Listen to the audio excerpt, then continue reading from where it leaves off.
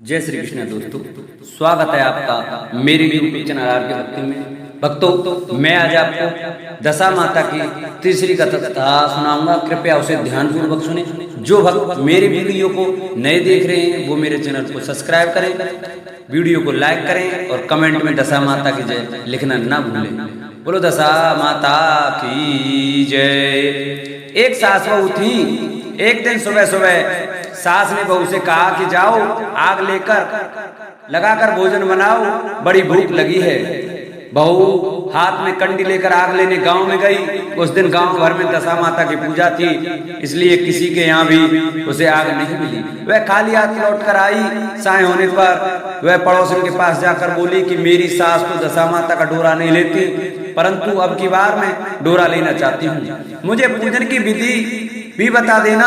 दोबारा जब डोरा लेने का समय आया तो बहू ने सास को बिना बताए दशा माता का डोरा ले लिया। 9 दिन वह किसी न किसी बहाने पड़ोसन के घर जाकर कथा सुनते रही। 10वें दिन उसे चिंता सताने लगी कि अब मैं पूजा कैसे करूंगी। वह मन ही मन दशा माता का ध्यान धरकर सोचने लगी कि आज सास कहीं बाहर चली जाए तो मैं शांति पूर्वक पूजा करूंगा। दशा माता की कृपा से सास बहू से बोली, मैं आज खेतों में जा रही हूँ, यदि मुझे आने में देर हो जाए तो मेरे लिए खेत पर खाना ले आना। बहू के मन की मुराद पूरी हो गई। वह तो यही चाहती थी। उसने सास से कहा कि आप निश्चित होकर जाइए, घर का सारा काम मैं निपटा लूंगी। सास के जाते ही बहू ने स्नान कर दशा माता की पूजा की। इसके बाद वह पूजा की सामग्री मिट्टी के गोले में रखकर उसे सिलाने के लिए ले जाने लगी कि उसकी सास खेतों से वापस आ गई। सास को देखकर बहू ने जल्दी से उस गोले को मटकी में छिपा दिया। उसने सोचा कि उचित समय पर गोले को दही से निकालकर विसर्जित कराऊंगी। सास ने आते ही बहू से कहा, तुम मुझे खाना देने क्यों नहीं आई? अब तक क्या कर रही थी? बहू ने कहा कि आज मैंने सर के बाल धोए थे, उनके सूखने में देर लग गई, इस कारण भोजन बनाने में देर हो गई। मैं ताली लगाती हूँ, आप कुछ त्याग कर भोजन कीजिए। सास का गुस्सा कुछ ठंडा हुआ।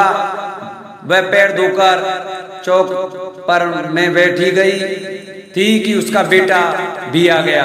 वह भी माता के साथ भोजन करने बैठ गया। सास भोजन करके उठना ही चाहती थी कि उसका बेटा बोला, मुझे तो दही चाहिए। सास ने बहू से दही देने के लिए कहा। बहू बोली, मैं तो रसोई में हूँ, आप ही इन्हें दही दे दो। सास हाथ धोकर दही लेने चली, परंतु जैसे ही उसने छाछ की मटकी उठाई तो उसमें कुछ खड़खड़ाने की आवाज आई। उसने हाथ डालकर देखा तो उसे एक बड़ा सोने का गोल मिला। सास ने आश्चर्य से बहू से पूछा, यह छाछ की मटकी में यह सोने का गोला कहाँ से आया? इसे तुम कहाँ से चुरा कर लाई हो? यहाँ क्यों छिपा कर रखा है? मैं समझ गई।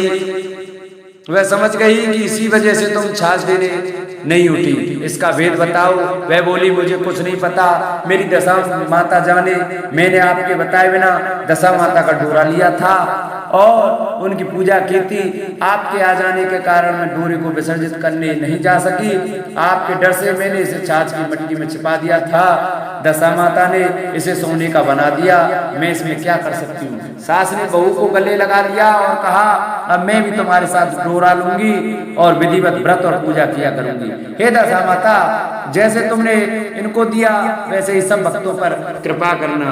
बोलो दशा माता की जय। जिन भक्तों को हमारी वीडियो अच्छी लगी हो वो हमारी वीडियो को लाइक करें,